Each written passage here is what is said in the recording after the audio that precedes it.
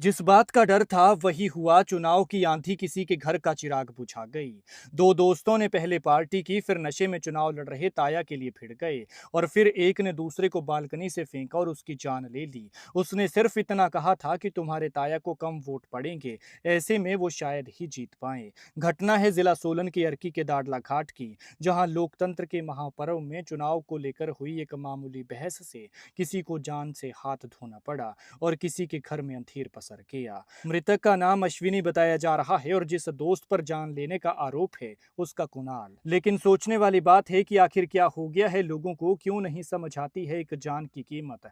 हैरानी इस बात की है कि जो खुद लड़ाई झगड़ों से दूर रहने की बात करते हैं, उनके लिए लड़ाई झगड़े होते हैं।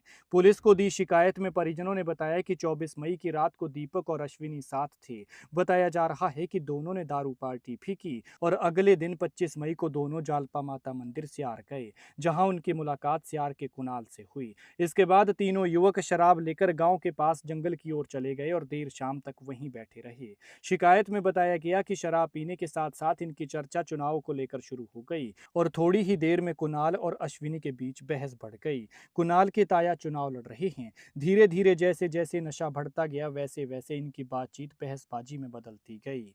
बताया जा रहा है कि इसी दौरान अश्विनी ने कुणाल से कहा कि उसका ताऊ चुनाव नहीं जीत पाएगा और इस बात को लेकर दोनों के बीच तगड़ी बहसबाजी हो गई। माहौल और भी तनावपूर्ण हो गया।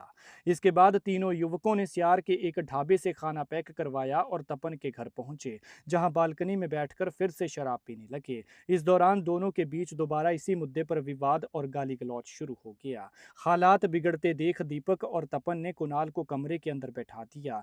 आरोप है कि रात करीब 9:30 बजे कुणाल गुस्से में कमरे से बाहर आया और उसने अश्विनी को जोर का धक्का दे दिया, जिससे वो बालकनी के नीचे जाकर गिरा। युवक के गिरते ही मौके पर मौजूद लोग घबरा गए और तुरंत नीचे पहुंचे तो देखा कि अश्विनी बेसुध पड़ा था। फिर उसे अर्की अस्पताल पहुंचाया गया, लेकिन जांच के बाद डॉक्टर्स ने उसे मृत घोषित कर दिया।